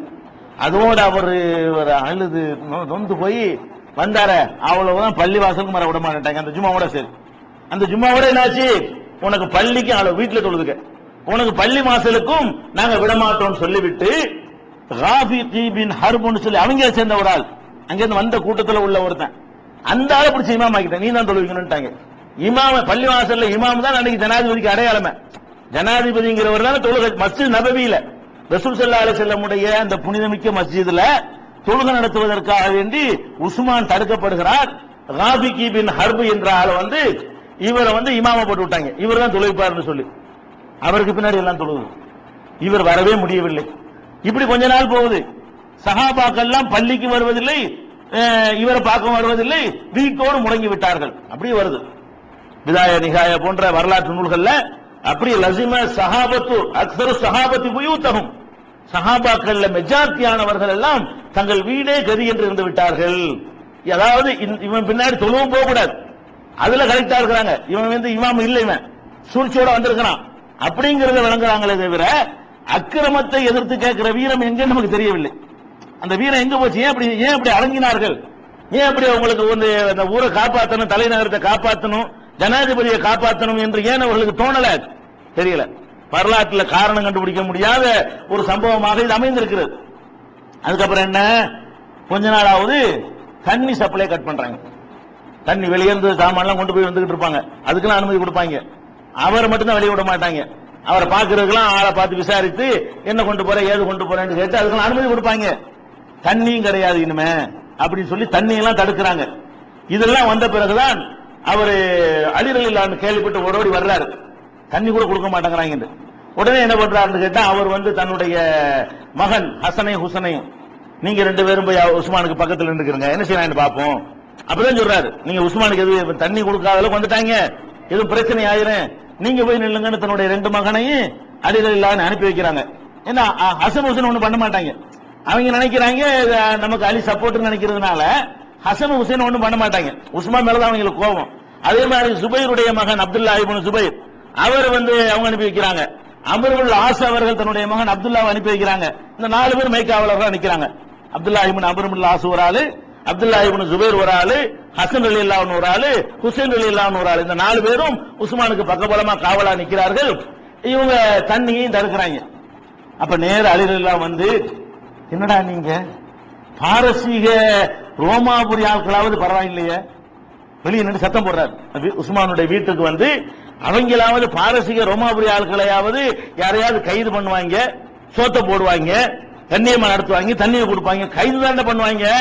நீங்க அதை விட கீழ்த்தரமா நடக்கிறீங்க. இந்த மனிதருக்கு நீங்கள் செய்யற மாதிரி அவங்க கூட செஞ்சதில்லை. நீங்க எல்லாம் முஸ்லீம்களா, இஸ்லாமிய பண்பாட்டில் உள்ளவர்களான்னு சொல்லி அவங்கள்ட்ட ஃபைட் பண்ணி உள்ள தண்ணி கொண்டு போறார். அவர் ஒண்ணும் செய்ய மாட்டேன், பேசத்தான் செய்யறாங்க. அலி மேல அவங்களுக்கு கோவம் வர மாட்டேங்குது. என்னதான் இருந்தாலும் அலி ரங்கா கண்ணாமண்ணான்னு திட்டி விட்டு செய்யறாரு. அவங்க கேள்வி பண்ண கிண்டல் பண்ண அவர் வாட்டுக்கு வெளில அவர் வந்து தண்ணியை கொண்டு போய் கொடுக்கிறார். இந்த மாதிரி தண்ணீரையும் தடுத்து கொண்டு இருக்கிறார்கள். இந்த நேரத்தில் என்ன ஆகுதுன்னு கேட்டா, ஹஜ்ஜுடைய காலம் வருது, ஹஜ்ஜு செய்ய வேண்டிய காலம் வருது. இப்ப இதெல்லாம் நடக்குது ஷவ்வால்ல, துல்காதா துல்காதால புறப்பட்டதான் ஹஜ்ஜெல்லாம் செய்ய முடியும். அப்ப ஹஜ்ஜுக்காக வேண்டிய எல்லாரும் ஆயத்தப்படணும்னா உடனே ஜனாதிபதி தான் ஹஜ்ஜுக்கு ஆட்களை எப்பவும் கூட்டிட்டு போவார். அவர் தான் குத்பா நடத்துவாரு. அவர் தலைமையில் தான் ஹஜ்ஜுடைய எல்லா கிரிகைகள் நடத்தப்படும். இப்படித்தான் அந்த காலத்திலிருந்து நடந்து கொண்டிருக்கிறது. அப்ப ரசூலுல்லாஹ்வுக்கு பிறகு அபூபக்கர் செஞ்சாங்க, அபூபக்கருக்கு அப்புறம் உமர் அதை செஞ்சாங்க, உமருக்கு அப்புறம் 10 வருஷம் உஸ்மான் அதை செஞ்சுட்டு இருந்தாங்க. இப்ப முற்றுகையா இருக்கிறாரு. அப்ப கூட அவர் என்ன நினைக்கிறாரு, இப்னு அப்பாஸ் கூப்பிட விடுறாரு. இப்னு அப்பாஸ் தடுக்க மாட்டாங்க. கூப்பிட விட்டவொடனே ஆள் சொன்னவொடனே வந்துடுறாரு. இந்த மாதிரி ஹஜ்ஜி விஷயம் இருக்கிறது, வழக்கமா அந்த கடமை, என்னை முற்றுகையிட்டாங்க, தொழுகைக்கு போக கூடாதுட்டாங்க, நீ தலைமை தாங்கி மக்களை ஹஜ்ஜுக்கு நீ வந்து அங்க போய் எல்லா கிரிகள் நீ உன் தலைமையில செஞ்சுக்க அப்படின்னு அனுப்புறாங்க. இல்ல இல்ல, நீங்க இந்த இருக்கிற நிலையில உங்களை விட்டு நான் போக மாட்டேன், நீங்களே ரொம்ப மோசமான நிலையில் இருக்கிறீங்க, உங்களை விட்டு நான் போக மாட்டேன், இல்லப்பா அல்லாஹ் என்னோட இருக்க, ஹஜ் முக்கியமான கடமை, நீ அதை விட்டுறாதன்னு சொல்லிட்டு இப்னு அப்பாஸ் பிடிச்சு நினைச்சார். அவரு ஹஜ்ஜுக்கு அமீராக, ஹஜ்ஜுடைய கிரியைகள் வந்து இவரை கேட்டுதான் நடக்கணும். இவர் சொல்ல கேட்கறதுக்கு மக்காவுல ஆளுக்கு இருக்கிறது. மதீனா தான் கையை விட்டு போச்சே தவிர மத்த பகுதிகள் எல்லாம் இவர் சொல்ல கேட்கறதுக்கு ஆளுக்கு இருக்கு. டோட்டல் தலைநகரம் அடிபட்டு போச்சு. தூரத்தில் உள்ளவங்களுக்கு பொதுவா குறை நிறைகள் தெரியாது, கிட்டத்தில் வந்து பாக்குறவங்களுக்கு தான் என்ன செய்யும், குறை நிறைகள்லாம் தெரியும். அதனால வந்து இவரு அவங்க அனுப்பி வைக்கிறாரு. அதோட வழக்கமாக ரசூலுல்லாஹ்வுடைய மனைவிமார்கள் இருக்காங்க இல்லையா, அவங்களும் ஹஜ்ஜிக்கு வந்து வருஷம் போயிருவாங்க. ரசூலுல்லாஹ்வுடைய மனைவிமார்கள் எல்லாருமே ஆண்டுதோறும் ஹஜ்ஜிக்கு வந்து அரசாங்கம் கூட்டிட்டு போயிடும். ரசூலுல்லாஹ்வுடைய மனைவிமார்கள் வகையில அரசாங்கத்தினுடைய ஏற்பாட்டில் அவங்க ஹஜ்ஜிக்கு வருஷம் ஹஜ்ஜிக்கு போயிருவாங்க. அப்ப அந்த வருஷமும் ஹஜ்ஜிக்கு என்ன செய்யறாங்க, இப்னு அப்பாஸ் தலைமையில் ஆயிஷாவுல இருந்து எல்லாரும் ஹஜ்ஜிக்கு போயிட்டாங்க. ஹஜ்ஜிக்கு போன ஆளுக்கெல்லாம் யாருன்னு பாக்குறீங்க, எதுக்கு இந்த ஃபித்னா நேரத்தில் இங்க இருக்கணும்னு நிறைய பேர் காமிட்டாங்க. கொஞ்சம் கொஞ்சம் செக்யூரிட்டி இருந்துச்சு பாருங்க. ஏற்கனவே வீக்கா இருக்குது நிலைமை, அதுல இன்னும் வீக்கா இருக்கு. என்ன ஆகுது, இந்த ஹாஜிகளாகவே நிறைய பேர் ஊரை விட்டு கிளம்பி, யாரெல்லாம் கிளம்புனா இது எதுக்கு சண்டை வம்பு, நமக்கு ஏன் வம்பு, வீட்டுக்குள்ள இருந்தாங்க பாருங்க. இவங்க எல்லாம் பார்த்தாங்க, நம்ம வாட்டு பேசுவோம் ஹஜ்ஜிக்காவது போயிருவோம், இந்த சனியில நம்ம ஏன் மாட்டிக்கிறேன்னு என்கிற மாதிரியான ஒரு விரக்தி நிலையில ஹஜ்ஜிக்கு எல்லாரும் போயிடுச்சு. மதீனா டோட்டலா காலி. அவங்க கையில் 100% இருக்குன்னு சொல்லிடலாம். விரல் விட்டு எண்ணக்கூடிய சிலரை தவிர மொத்தமாவே அவங்க கையில ஒரு 25% விட தேரும். ஒரு 75% அவங்க அவங்களாகவே இருக்கிற நிலையில மதீனாவுடைய பலவீனமான நிலைமை ஏற்பட்டது. இது வந்து முஆவியா வந்து அவர் வந்து உஸ்மான் ரலியல்லாஹு அன்ஹு அவர்களால் சாமுல கவர்னராக நியமிக்கப்பட்டவர். அவர் இதை கேள்விப்படுறார், சொந்தக்காரர் வேற. இந்த மாதிரி உஸ்மான ஒரு மாசம் தான் தகவல் போயிரும்ல, ஒரு நாள் 2 நாள்ல போறதுக்கு அந்த காலத்துல வசதி இல்ல. அந்த வசதிகள்லாம் இருந்தா இந்த வரலாற்றில் நடந்திருக்காது. அந்த வசதி இல்லாத இவருக்கு சப்போர்ட்டா நிறைய இருக்குது எல்லாருமே. அவங்க எல்லாம் வந்து சேருவதற்குள்ள சில காரியங்கள் நடந்துருச்சு. முஆவியா என்ன பண்றாரு, ஒரு பெரிய படைய அவர் ஏற்பாடு பண்றாரு. ஹபீப் இப்னு மஸ்லமா தலைமையில நேர நீங்க மதீனாவுக்கு வேகமா போய் உஸ்மானை காப்பாத்துங்க, அந்த முற்றுகையிட்டு இருக்கிறவர்களை விரட்டி அடித்து நீங்க வந்து செய்யுங்க, உஸ்மானை காப்பாத்துங்க என்று முஆவியா ஒரு படையை சிரியாவில இருந்து அவர் அனுப்பி வைக்கிறார். அதே மாதிரி எகிப்தில் அப்துல்லா இப்னு அபு சரஹ் என்று ஒருத்தர் நியமிச்சிருந்தாங்க இல்லையா, உஸ்மான் நியமிச்ச கவர்னர். அவர் என்ன பண்றாருன்னு கேட்டா, இன்னொரு முஆவியா பின் ஹதீஜ் என்பவருடைய தலைமையில அவர் ஒரு படையை அனுப்பி வைக்கிறார். அதே மாதிரி கூபா வாசிகள் வந்து கல்கா பின் உமர் என்பவரோட தலைமையில ஒரு படையை அனுப்பி வைக்கிறாங்க. அதே மாதிரி பசராவில் இருந்து, பசரா மாகாணத்திலிருந்து முஜாஷி என்பவருடைய பெயர்ல தலைமையில ஒரு படை 4 ஏரியாவில் இருந்து 4 படை வருகிறது, மதீனாவை காப்பாற்றுவதற்காக வருகிறது. இதெல்லாம் அவங்க கேள்விப்படுறாங்க. ஆஹா, இப்ப வந்து சுத்தி வளைக்கப்படுறோம், அவங்க வந்து சேருவதற்குள்ள கதையை முடிக்கணும் அப்படின்னு நினைச்சிட்டாங்க. இந்த ஒரு மாசம் கழித்த நேரத்தில் திடீர்னு உள்ள நுழைஞ்சு அட்டாக் பண்றாங்க. அங்க நின்ற ஹசன் ஹுசைன் எல்லாம் காயப்படுறாங்க, அப்துல்லா இப்னு சுபைர் எல்லாம் காயம், வெட்டு குத்தலா நடந்து அவங்களை எடுத்து தாக்குதல் பண்றாங்க. இவர்கள்ல சில பேர் கொல்லப்படுறாங்க. உஸ்மானை காப்பதற்கு சில பேர் நிப்பாங்க இல்லையா, அந்த விரல் விட்டு எண்ணக்கூடியவர்கள், அவங்களும் கொல்லப்படுறாங்க. கடைசியா உள்ள நுழைந்து உஸ்மான் ரலியல்லாஹு அன்ஹு அவர்கள் குர்ஆனை ஓதி கொண்டிருக்கும் பொழுது அவர் என்ன செஞ்சிடறாங்க, கொல்வதற்கு நெருங்கிடுறாங்க. அப்ப அவர் கேட்கிறார், ஏன்பா கொல்ல வர்றீங்களே, நீங்க மார்க் அடிப்படையில் ஒருவனை கொல்வதாக இருந்தால் அதுக்கு சில காரணங்களை ரசூலுல்லாஹ் சொல்லியிருக்கிறாங்களே, அந்த காரணம் என்கிட்ட இருக்குதான்னு கேட்கிறாங்க. அந்த காரணம் எனக்கு அவங்க கேட்கிறாங்க, என்ன கேட்கிறாங்கன்னு கேட்டா, ஒரு மனுஷனை கொல்றதா இருந்தா அவன் திருமணம் பண்ண பிறகு விபச்சாரம் பண்ணணும், அந்த மாதிரி ஒரு குற்றம் இருந்தால் ஒரு மரண தண்டனை கொடுக்கலாம்ல விபச்சாரத்துக்கு, அதுக்காக எனக்கு மரண தண்டனை கொடுக்கலாம்.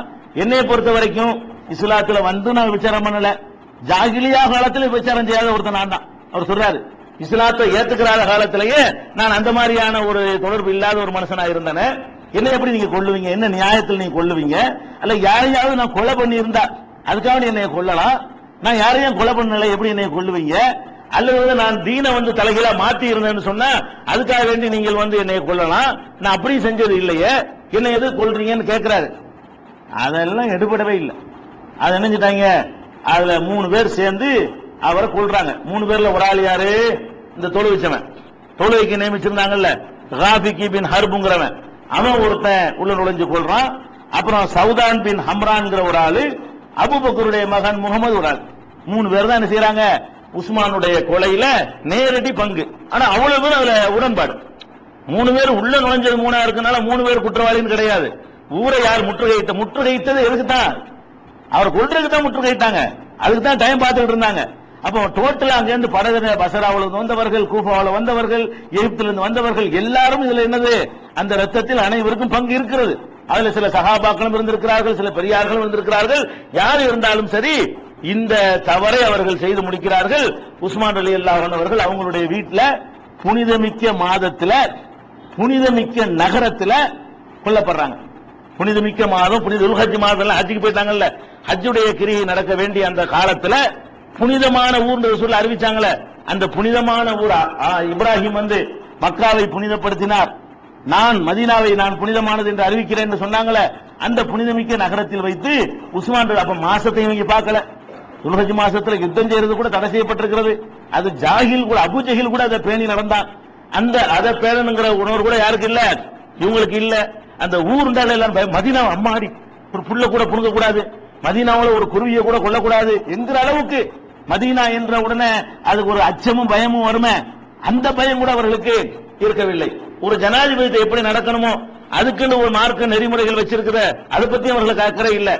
எல்லாம் செஞ்சு முடித்தார்கள். எதன் பெயரால் செய்தார்கள், மார்க்கத்தின் பெயரால் செஞ்சார்கள். இஸ்லாத்தின் பெயரால் செய்யாட்டி இவ்வளவு சப்போர்ட் கிடைச்சிருக்காது. அக்பருல் ஜிஹாத் என்றுதான் ஆட்களை திரட்டினார்கள். அநியாயத்தை எதிர்ப்பது ஜிஹாது. அந்த குழப்பத்தினுடைய பேஸ் எங்க வருது, ஜிஹாதுங்கிறது என்னன்னு இவர்களுக்கு விளங்காத காரணத்தினால், ஜிஹாத தப்பா புரிஞ்ச காரணத்தினால் முதல் பலி யாரு, உஸ்மான் ரலியல்லாஹு அன்ஹு அவர்கள் பலியிடப்படுகிறார்கள். அது கொலை என்றவர்கள் சொல்லவே இல்லை, அது ஜிஹாத் என்றார்கள். அல்லாஹ்வுக்கு செய்யற பெரிய தொண்டு என்று சொன்னார்கள், மார்க்கத்தை காப்பாற்றுவதற்காக செய்கிறோம் என்று சொன்னார்கள். சொல்லி ஒரு கலீபாவை சொர்க்கவாசி என்று நற்செய்தி சொல்லப்பட்ட ஒரு கலீபாவை ரசூலுல்லாஹ்வுடைய மருமகனை முடித்து விட்டார்கள், கதையை முடிச்சுட்டாங்க. இன்னாலில்லாஹி. சரியா, இது ஒரு மேட்ரு. அதுக்கப்புறம் என்ன, இந்த கொலை அதுக்கடையில உஸ்மான் ரலியல்லாஹு அன்ஹு பற்றி சில செய்திகளை நம்ம அறிந்து கொள்ள வேண்டும். உஸ்மான் ரலியல்லாஹு அன்ஹு கொலை பண்ணிவிட்டு இவங்க பல விதமான அவதூறுகளை எல்லாம் பரப்புறாங்க. எந்த அளவுக்கு பரப்புறாங்கன்னு கேட்டா, இப்னு உமர் அவரை ஒரு கூட்டம் சந்திக்குது. இந்த கொலை செஞ்சவங்க எவ்வளவு அதை நியாயப்படுத்துறாங்கிறதுக்கு உள்ள ஒரு ஆதாரம். அவங்க சந்திக்கிறாங்க. இப்னு உமர் இப்னு உமர் உஸ்மானுக்கு சப்போர்ட் பண்றாரு. அவரை கொலை செஞ்ச தப்பு, அது கண்டிக்கத்தக்கது, இந்த அநியாயத்தை ஒரு காலம் ஏற்றுக்கொள்ள முடியாது, அதை எடுத்து ஃபைட் பண்ணி இருந்திருக்கணும் என்கிற கருத்துல அவர் ஹஜ்ஜுக்கு வந்துட்டாரு. இல்லாட்டி அவர் நின்று உயிர் காக்கிற இடத்துல நின்றுப்பார். அவர் கடுமையா விமர்சிக்கிறார். அவரை லந்து பண்றதுக்காக ஒருத்தன் வர்றான். இப்னு உமர் அவர்களே, இந்த உஹது போர்ல உஸ்மான் பின்வாங்கி ஓடுனாங்கல்ல, அதுல ஒரு ஆளா இருந்தார் என்று உங்களுக்கு தெரியுமான்னு கேட்கிறாங்க. உஹது போர் நடக்கும் பொழுது இஸ்லாத்துக்கு ஒரு தோல்வி மயம் மாதிரி வந்துச்சுல, அப்ப சில சஹாபாக்கள் தான் நின்றாங்க களத்துல, சில பேர் ஓட்டம் முடிச்சுட்டாங்க. ஓட்டம் முடிச்ச அல்ல உஸ்மான் ஒரு ஆளு. அந்த எதிரிகள் ரேகை ஓங்கின உடனே எல்லாம் ஓடி போனோம்னு அப்பாஸ் கூப்பிடுவார்ல, வாங்க வாங்கன்னு கூப்பிடுவார்ல, அந்த நேரத்தில் ஓடுன ஆள் யார், ஒரு ஆளு உஸ்மான் ரலியல்லாஹு ஒரு ஆளு, அது மாதிரி பெரிய பெரிய ஆளுகளும் ஓடி இருக்கிறாங்க. அப்ப அவர் கேட்கிறாங்க, அவங்க வந்துகிட்டு நாங்க கொலை செஞ்சு சரிதாங்கிறது, நாங்க செஞ்ச காரியம் சரிதான், இவர் தகுதி இல்லாத ஒரு ஆளை தான் நாங்க தீர்த்திருக்கிறோம் அப்படிங்கறதுக்காக கேட்கிறான். அவர்கிட்ட கேட்கிறான், ஹல் தஅலமு அன்ன உஸ்மான ஃபர்ர யௌம உஹத், உஹது போர் அன்றைக்கு பின்வாங்கி உஸ்மான் ஓடினாரே அது உங்களுக்கு தெரியுமா என்று கேட்கிறாங்க. இப்னு உமர் சொல்றாரு, நாம் தெரியுமே அப்படிங்கிறாரு. மறுபடியும் கேட்கிறாங்க, பத்ர் போர் நெருக்கடியான காலத்தில் நடந்த பத்ர் போர், அதுல அவர் கலந்து கொள்ளாமல் ஜகா வாங்கி கொண்டார், அது உங்களுக்கு தெரியுமா? உஸ்மான் ரலியல்லாஹு பத்ர் போர்ல கலந்துக்கல, அது உண்மைதான். அப்ப பத்ர் போர் தானே ஒரு இஸ்லாத்தினுடைய ஒரு இதை உரசி பார்க்கக்கூடிய ஒரு இடம், அந்த பத்ர் போர்ல கூட அவர் கலந்துக்கல, அது உங்களுக்கு தெரியுமான்னு கேட்கிறாங்க. அவர் என்ன செய்யறாரு, ஓ எனக்கு தெரியுமே அப்படிங்கிறாங்க. அப்புறம் அந்த மரத்தடியில் ஒரு பையத்து பண்ணுவாங்கல்ல, மர பையத்து ரில்வான்னு சொல்றோம்ல, அந்த மரத்தடியில் நடந்த பையத்தை பற்றி அதுல எல்லாரும் கலந்து கொண்டார்களே, அதுல உஸ்மான் இருந்தாரா என்று கேட்கிறாங்க. இல்ல அப்படின்னு இப்னு உமர் சொல்றாரு. அதான் கேட்டேன், ஓ பெரிய பாயிண்ட பிடிச்ச மாதிரி மூணு இவரே சாட்சி இவரே சொல்லிட்டார்ல, இவரே வந்து அவர் அன்பிட்டுங்கிறாங்களாம் அப்படின்னு சொல்லி அவன் போறான். இங்க வாடாங்கிறாரு, இவ மூணையும் கேட்டீல்ல, ஏன்னு கேட்க வேணாமா என்கிட்ட, ஏன் அதெல்லாம் செஞ்சாரு அவரு, அதை சொல்று, இங்க வா இதையும் கேட்டு சேர்த்து கேட்டு போ அப்படி அவர் சொல்றாரு. அவரு உஹது போர்ல ஓடி போனார்ல, அவர் மட்டும் ஓடலடா, நிறைய பேர் ஓடினாங்க. அவர்களை பற்றி அல்லாஹ் குர்ஆன்ல என்ன சொல்றான், ஓடி போனவங்களை பத்தி இந்த ஆயத்தை வாசி காட்டுறாரு. 3வது அத்தியாயம் 155வது வசனம். அத வாசி அவர் சொல்றாரு, இன்னல்லதீன தவல்லோ மின்கும் யௌமல் தக்கல் ஜம்ஆன், இரண்டு அணிகள் மோதிக்கொண்ட நாளையிலே பின்வாங்கி ஓட்டம் எடுத்தார்களே, இன்ன மஸ்தஸல்லஹும் ஷைத்தான், ஷைத்தான் அவர்களை தடம்புரள செய்து விட்டான், பிபாலிமா கஸபு, அவர்கள் செய்த சில தீவினையின் காரணமாக ஷைத்தான் அவர்களை தடம்புரள செய்து விட்டான். ஆனாலும் வலக்கத் அஃபல்லாஹு அன்ஹும், அவர்கள் அத்தனை பேரையும் அல்லாஹ் ஆகியானால் மன்னித்து விட்டேன் அப்படின்னு குர்ஆன்ல 3:155 இருக்கு. ஏண்டா அல்லாஹ் மன்னிச்ச விஷயத்தை நீ எப்படிடா கேப்ப? ஓடி போனாங்க, நிறைய பேர் ஓடுனாங்க, அந்த ஓடுன சூழ்நிலை நியாயம் அல்லாஹ்வுக்கு பட்டுதானே செய்யறான். ஷைத்தான் உங்களை தடம்புரள செஞ்சுட்டான், ஆனா உங்களுக்கு எந்த பனிஷ்மெண்ட் இல்ல, கொஸ்டின் இல்லன்னு எவன் கொஸ்டின் கேட்பானோ அவன் எதை மன்னித்து விட்டான், அதை எப்படி நீ பேசுவ? உஹது போர்ல இருந்து ஓடின எந்த ஒரு ஓடி போன சகாபியை பத்தியும் உஹது போர்ல ஓடினது எவன் விமர்சிச்சாலும் அல்லாஹ்வுக்கு எதிரானவன். உஹது போர்ல ஓடுனாங்க பாருங்களேன், ஓடுனாங்கன்னு ஒரு தகவல் சொல்லலாமே தவிர ஓடுனதனால் குற்றவாளி நீங்க சொன்னால் அல்லாம இருக்கிறீங்க. ஓடுனது உண்மை, ஓடியதால் அவர்களுக்கு ஒரு கொசு அளவுக்கு கூட, ஒரு கொசு கடி அளவுக்கு கூட அவர்களுக்கு கொஸ்டின் கிடையாது. ஏன்? அல்லாஹ் மன்னிச்சுட்டேன்னு டிக்ளேர் பண்ணிட்டான். அவங்க என்ன அது பெரிய போர்ல ஓடுவது பெரிய குற்றமாக இருந்தாலும் ரசூலுல்லாஹ் கூட பெரும்பாவத்தில் பட்டியல் போட்டாங்கல்ல, பெரும்பாவத்தை பட்டியல் இடும்போது இணை கற்பித்தல சொன்னாங்க, பெற்றோரை நோவினைப்படுத்துவதை சொன்னாங்க, அதோடு என்ன பண்ணாங்க, இதையும் சொன்னாங்க. ஒல் ஃபிராரு யௌம ஸஹப், யுத்த களத்திலே புறமுதுகிட்டு ஓடுவது பெரும்பாவம், இது பெரும்பாவம் தான். அந்த பாவத்தை நீனும் ஆனா செஞ்சால் மன்னிப்பு கிடையாது, அல்லாஹ் நானா மன்னிப்பான். இவர்கள் மன்னிக்கப்பட்டு விட்டார்கள். அல்லாஹ் மனுஷன் பேசுவியா அவர் கேட்கிறாரு. இந்த அல்லாஹ் மன்னிச்சல ஒரு இஸ்வாக்கி பேசுவீங்களா நீங்க அப்படின்ற அந்த உஹது போருக்கு என்ன செஞ்சிடறாரு, பதில் சொல்லிடுறாரு. அப்புறம் பத்ருக்கு வர்றாரு, பத்ர்ல கலந்துக்கலன்னு பேசுறீங்களா? ஏன் அவர் கலந்துக்கல? பத்ர் யுத்தம் நடக்கக்கூடிய நேரத்தில் அவருடைய மனைவி, உஸ்மானுடைய மனைவி, ரசூலுல்லாஹ்வுடைய மகள், அவர்கள் வந்து ருக்கையா அவர்கள் கடுமையான மரண வேளையில் இருக்கிறார்கள். அவர்கள் மரணித்து விடுவார்கள் என்கிற ஒரு நிலையில் தான் பத்ர் யுத்தம் நடக்கிறது.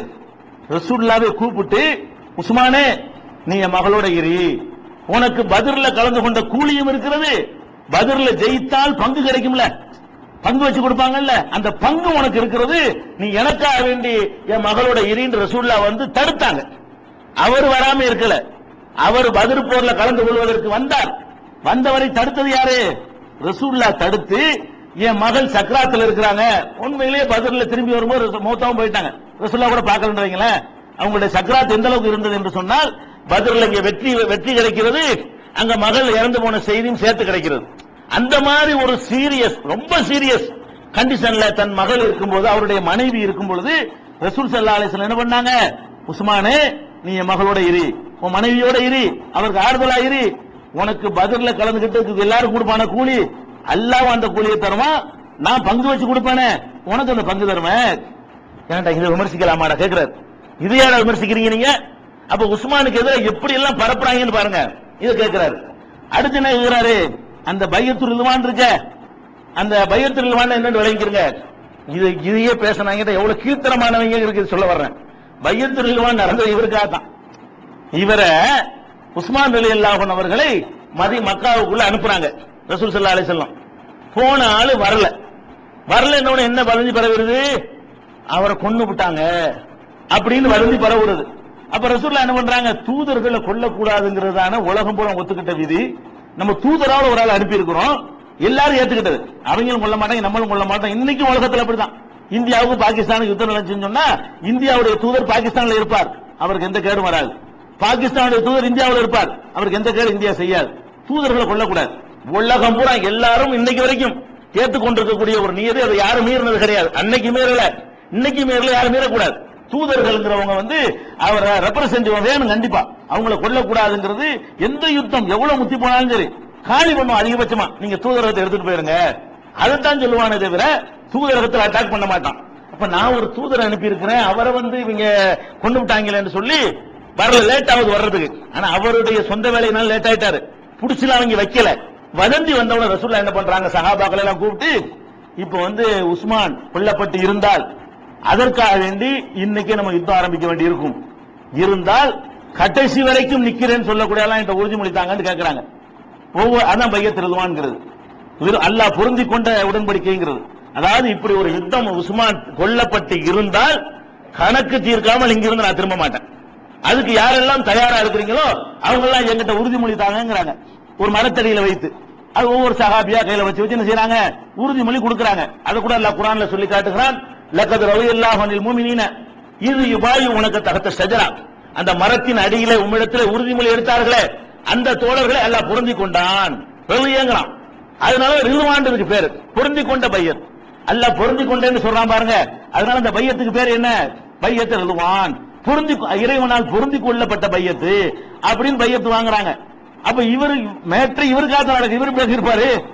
இந்த கிற்கனுவ உஸ்மானுல இருந்தாரா, உஸ்மானுக்காகத்தான பையத்து நடக்குது. எப்படி திருப்புறாங்க, அதுல ஒரு இல்லங்கிற நெசம் ஏன் இல்ல, இந்த பையத்தை நடந்தது யாருக்கு, இவருக்காகத்தான் நடக்குது. அதை கூட ரசூலுல்லாஹ் என்ன பண்றாங்க தெரியுமா, இது ஒரு பெரிய ஒரு தரஜாவான ஒரு வேலையா இருக்குது, இதுல உஸ்மான் இல்லாம போயிடக்கூடாது அப்படிங்கிறதுக்காக வேண்டி சஹாபாக்கள் பாக்குற மாதிரி இதான் உஸ்மானுடைய கை. ரசூலுல்லாஹ் சொல்றாங்க இது உஸ்மானுடைய கை, இது ஏன் கை, உஸ்மானுக்காக நான் பையத் செய்யறேங்கிறாங்க. எப்படி, அதாவது உஸ்மான் இங்க இல்ல, இந்த சவாபு அவர் கிடைக்கணும், அவருக்காக நம்ம செய்யறோம், அவர் இங்க இருந்தா அவர் செஞ்சிருப்பார் அப்படின்னு சொல்லி ரசூல் ஸல்லல்லாஹு அலைஹி பண்றாங்க. இதான் உஸ்மான் கைன்னு சொல்லி தன் கையை உஸ்மான் கையை ஆக்கி தன் கை மேல வைத்து இத உஸ்மானுக்காக நானே என்னிடத்துல பையத் செய்யறேன் அப்படின்னு சொன்னாங்களடா, இதை நீ விமர்சிப்பியா அப்படின்னு இப்னு உமர் கேட்கிறார். இந்த சம்பவம் புகாரியில 4066வது ஹதீஸ்ல நீங்கள் பார்க்கலாம், 3698வது ஹதீஸ்ல பார்க்கலாம். இந்த மாதிரி எல்லாம் உஸ்மான் ரலியல்லாஹு எதிராக எல்லாம் ஒரு வதந்தி, இந்த கொலையும் செஞ்சுவிட்டு அவரை டேமேஜ் பண்றதுக்குரிய வேலையெல்லாம் பண்ணாங்க. இதெல்லாம் பொய். அவரை டேமேஜ் பண்ணி ஒரு பேரை கெடுத்து தகுதியான ஆளத்தை சரியான ஆளத்தான் கொண்டிருக்க, அவர் வரணுமா, சரியான ஆளதான் காலி பண்ணிருக்கிறோம். அந்த கொலையை நியாயப்படுத்துவதற்கு இப்படி எல்லாம் பேசக்கூடியவர்கள் இப்னு உமர் கேள்வி கேட்கிற அளவுக்கு நினைஞ்சாங்க. உருவான காட்சியெல்லாம் பார்க்கிறோம். அதே நேரத்தில் உஸ்மான் ரலியல்லாஹு பொறுத்த வரைக்கும் அவரு கவனத்திற்கு வந்துச்சுன்னு சொன்னா யாரா இருந்தால் நடவடிக்கை எடுத்திருக்கிறார். அவர் கொஞ்சம் குடும்பத்துக்கு இறக்கசாலியா இருந்துட்டாரே தவிர ஆதாரத்தோட சுட்டி காட்டப்படுமையானால் சொந்தக்காரங்கள் மீது நடவடிக்கை எடுத்திருக்கிறார். என்னன்னு கேட்டா சுட்டி காட்டப்படல, அவர் கொஞ்சம் தெரியாம அவர் மீறி நடந்த விஷயங்கள் நிறைய இருக்கிறது. கவனிக்க தெரியாதவராக இருந்தார். பாயிண்ட் என்னன்னு கேட்டா கவனிக்க தெரியாதவராகவும் எவன் எப்படி இருப்பான், இவன் ஏதாவது டேமேஜ் ஆக்கி விட்டுருவான், அவன் ஏதாவது பண்ணிடுவான் கவனமா இருக்கணும் ஒரு ஆட்சி தலைவர். அது வீக்கா இருந்துச்சு. ஒரு உதாரணத்துக்கு சொல்வதாக இருந்தால் வலீத் இப்னு உக்பா, இவர் உஸ்மான் ரலியல்லாஹுடைய தம்பின்னு சொன்னா தாய் வழியில தம்பி. இவர் அம்மாவும் அவர் அம்மாவும் ஒண்ணு, பாப்பா வேற வேற. உஸ்மான் ரலியல்லாஹுடைய அம்மாவும் இந்த வலீத் என்பவருடைய அம்மாவும் ஒரு தாய் மக்கள் ரெண்டு பேரு. அவங்க அம்மாவுக்கு ரெண்டு கல்யாணம். அதனால இவர் அஃபானுடைய மகனாயிட்டாரு, அவர் உக்பாவுடைய மகனாயிட்டாரு. அப்ப வலீத் பின் உக்பா என்பவர் உஸ்மானுடைய தம்பியா அண்ணனும், சகோதரன் தான் வருது, அண்ணனா இருக்கலாம் தம்பியா இருக்கலாம். அப்ப அவருடைய அண்ணனும் தம்பியும் அவர். இவர் என்ன பண்றாரு, உஸ்மான் ரலியல்லாஹு அவர்கள் இதுல கூஃபாவுல சஅத் இப்னு அபீ வக்காஸ் கவர்னரா இருக்கார். அவர் யாருங்க, அந்த 10ல ஒரு ஆள். சஅத் இப்னு அபீ வக்காஸ் அந்த 6 பேர் மசூராவுல இருப்பாங்களே, அதுல ஒரு முக்கியமான ஆள். அவரே நிக்கலாமா, அவர் எவ்வளவு பெரிய இடத்துல அடுத்த ஜனாதிபதிக்கு நிக்கிற ஒரு தகுதியான ஒரு ஆளு. அவருக்கு கவர்னர் பொறுப்பு இருக்குது.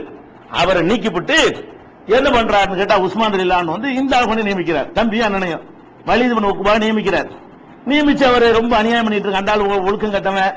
ஒரு நாள் தண்ணி அடிச்சுட்டு தொழுதுருக்கான். தொழுதுட்டு வந்து தலாங்குட சுபு தொழுது என்ன பண்றான், 2 போதுமா 1 தொழுட்டான்னு கேட்டான். அதான் தண்ணியில போதையில சுபு தொழுது முடிச்சுட்டு 2 போதுமா 1 வைக்கட்டான்னு கேட்டான். இந்த மாதிரியான மாதிரிலாம் கம்ப்ளைண்ட். இப்படியான ஒரு குடிகாரனா இருக்கிறவனை போய் நினைச்சிட்டார் அவரு சொந்தக்காரங்கிறதுக்காக வேண்டி அதுல பொறுப்புல போட்டார். அந்த நேரத்தில் வந்து மிஸ்வர் இப்னு மஹ்ரமாங்கிற சஹாபியும் அப்துர் ரஹ்மான் பின் அஸ்வத் என்பவரும் உபைதுல்லாங்கிறவர் வந்து இவரு உஸ்மான் ரலியல்லாஹுடைய சின்னத்தா மகன் அவர்கிட்ட போய் சொல்றாங்க, உஸ்மான் போய் நீங்களா சொல்லலாமே, இந்த வலீத் பண்ற அட்டகாசம் தாங்க இல்ல, நீங்க சொந்தக்கார ஆளு, நாங்க தான் நெருங்க விட மாட்டேங்கிறாங்க. மர்மான் உட்கார்ந்து யாரும் போய் பார்க்க போனா பார்க்க முடியாது, அவங்க கையில போய் மேட்டர் இருக்குது. யாரும் போய் உஸ்மான் முறையிடவே இயலாது. சொந்தக்காரங்க உள்ள விட்டுருவாங்க. நீ சொந்தக்கார ஆள் தானே, நீ வந்து சொல்லலாமே. உஸ்மான் அவர் பாக்குறாரு, தொழுகை மறிச்சு உஸ்மான் அவர்களை உங்களுக்கு ஒரு அறிவுரை சொல்லணும், கொஞ்சம் நெல்லுங்க. அவர் என்ன செய்யறாரு, அவுது பில்லாஹிங்கிறாரு, உன்னை விட்டு அல்லாட்ட நான் பாதுகாப்பு போல அப்படிங்கிறாரு. அப்புறம் போய் யோசிச்சு பாக்குறாரு, தப்பு பண்ணிட்டோமே, அவர் கூட்டுவான்னு சொல்லி கூட விட்டு என்னப்பா யோசனை, இந்த மாதிரி வலியுது ஒரு ஆள் அநியாயம் பண்றானே, அவன் நடவடிக்கை எடுக்க மாட்டீங்களா, நீங்க எவ்வளவு பெரிய தகுதியான ஒரு ஆளு, குடிச்சிட்டு போய் இந்த மாதிரி எல்லாம் பண்றானே, அப்படியா விஷயம் சொல்லி உடனே என்ன பண்றாரு, அலியை கூப்பிடுறாரு. அந்த ஆளுங்க தருவி உடனே எங்க கூப்பாவில் உள்ள கூட்டுவான்னு சொல்லிட்டு நீ நின்று அவருக்கு 80 கசையடி குடிகாரர்களுக்கு என்ன தண்டனையோ எனக்கு முந்தினவர்கள் என்ன தண்டனை கொடுத்தாங்களோ 80 சவுக்கடி கொடுன்னு சொல்லி உடனே தம்பின்னு பார்க்காம ஆக்ஷன் எடுக்கிறார். அலிரலியல்லாஹு தண்டனை நிறைவேற்றுறாங்க. இது கூட புகாரியில 3696வது ஹதீஸ்ல நீங்கள் பார்க்கலாம். அப்ப அவருக்கு கவனத்துக்கு கொண்டு வந்த விஷயத்தை கரெக்டா செஞ்சிருக்கிறார், அது எந்த ஒரு குறையும் கிடையாது. அதுல அவருக்கு சில தனியான சில வெக்கத்துல அவரை தான் ரசூலுல்லாஹ் வந்து ரொம்ப புகழ்ந்து இருக்கிறாங்க. அவரை கண்டு ரொம்ப அதிகமா வந்து வேட்டையெல்லாம் மறைச்சிக்கிடுவாங்க, தொலைலாம் தெரியுற மாதிரிலாம் சஹாபாக்கள் மத்தியில் இருப்பாங்க. சில நேரங்கள்ல அவர் வந்து அப்படி மூடி வச்சுக்கிறாங்க, அவரை பார்த்து மலக்குகளை வைக்கப்படுறாங்க. அப்படியான ஒரு ஆளு பெண்களை அந்நிய பெண்களை ஏறெடுத்து கூட பார்க்காத அளவுக்கு இந்த ஜாகிலியா காலத்தில் கூட விசாரம் பண்ணலங்கிறார் பாருங்க. அது மாதிரியான ஒரு பர்ஃபெக்டான ஒரு மனுஷன். இப்படி நிறைய அவருக்கு அல்லாஹ் சிறப்புகளை கொடுத்திருந்தா, இந்த நிர்வாக கோளாறுங்கிற காரணத்தினால இஸ்லாத்தில் நடந்த குழப்பம் என்ன, உயிரை வாங்கலாம், ஜிஹா மார்க்கம் என்ற பெயரை சொல்லிக் கொண்டு உயிரை வாங்கலான்னு ஒரு கொலை நடந்து போச்சு. இதே ஃபித்னா மறுபடியும் தொடர்கிறது. எல்லா ஃபித்னாவும் இந்த இஸ்லாத்தின் பெயரால் நடந்த கொலைகள், மார்க்கத்தை சொல்லி நடந்த கொலைகளை எல்லாம் பார்த்துட்டு இதுல மார்க்கத்தின் அடிப்படையில் இது சரி, கொலை செய்யலாமா, எப்ப ஆயுதம் தூக்கலாம், அதுக்கு வந்து அல்லாஹ் சொல்லக்கூடிய கண்டிஷன் என்ன, அல்லாஹ்வுடைய ரசூல் சொல்லக்கூடிய விதிமுறை என்னன்னு கடைசியா பார்ப்போம். அப்ப அடுத்த ஃபித்னா 5வதாக நடக்கிற ஃபித்னா, ஏற்கனவே ஒழிக்கப்பட்ட 4 ஃபித்னாக்களுக்கு அப்புறம் 5வதாக நடக்கிற ஃபித்னா என்ன, மார்க்கத்தின் பெயரை சொல்லி ஆயுதம் தூக்குதல். எப்ப தூக்கணும் என்று விளங்காமல் ஆயுதம் தூக்கி ஒரு ஆளை காலி பண்ணிவிட்டாங்களா. அடுத்து இதோட முடியல, இனிமே இப்பதான் வந்து பொறி வைக்கப்பட்டிருக்கிறது, இனி 10 எரி இஸ்லாமிய வரலாம். இதெல்லாம் நடக்காம இருந்துச்சு, எங்கேயோ போயிருக்கணும் இஸ்லாம். இதெல்லாம் மீறி இஸ்லாம் நிக்கிறது எனக்கு ஆச்சரியமா இருக்குது. இதெல்லாம் மிஞ்சி நமக்கெல்லாம் இஸ்லாம் வந்து கிடைச்சதே பெரிய அல்லாஹ்வுடைய குதிரத். அங்க நடந்து கொண்ட இந்த சம்பவத்தெல்லாம் பார்க்க எப்படி இஸ்லாம் நமக்கு வந்து கிடைச்சு, அவன் மார்க்கத்தை அல்ல இதுக்கு மத்தியில நான் சேர்த்திருக்கிறான, இவ்வளவுக்கு மத்தியில் அவங்க ஆளுக்கு ஒருத்தர் கத்திட்டு நிற்கும் பொழுது தீன் என்ன பண்ணுது, அது பாட்டுக்கு நேரம் வந்து இந்தியாவுல சேர்ந்து போச்சுல, நமக்கெல்லாம் சேர்ந்துருச்சுல, அது ஒரு பக்கம் அல்ல செஞ்சு கொண்டிருக்கிறான். இன்ஷா அல்லாஹ் அடுத்து இதனுடைய பின்னணி என்ன, இதுக்கு அப்புறம் என்ன நடக்குது என்ற செய்திகளை நம்ம இன்ஷா அல்லாஹ் நாளைக்கு பார்க்கலாம்.